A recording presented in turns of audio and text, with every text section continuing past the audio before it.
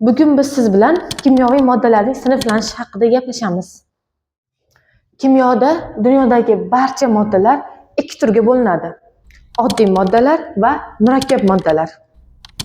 Hozir esa men sizga oddiy va murakkab modda farqi nimada ekanligini tushuntirib beraman. Keling biz siz bilan yana o'sha qadrdon Lego o'yinchog'iga qaytamiz. Tasavvur qiling, qo'lingizda faqatgina qizil Lego bo'laklari bor.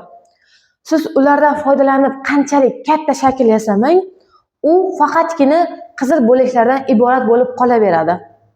To'g'rimi? Misol uchun kattakon uy yoki qasr yasadingiz, lekin faqatgina qizil bo'laklardan. Kimyoda ham xuddi shunday. Agar modda bir turdagi atomlardan tashkil topgan bo'lsa, u oddiy modda deyiladi. Misol uchun vodorod yoki oq fosfor yoki azon va hokazo.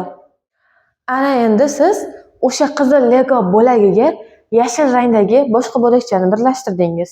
Undan keyin esa sariq, keyin ko'k va hokazo ranglarni aralashtirib boshqa bir qasr qurdingiz.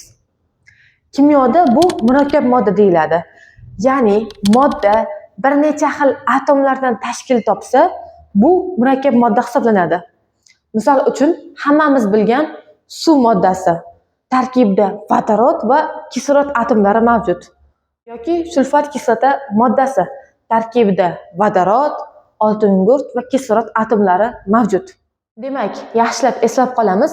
Agar modda bir xil atomlardan tashkil topgan bo'lsa, bu oddiy modda.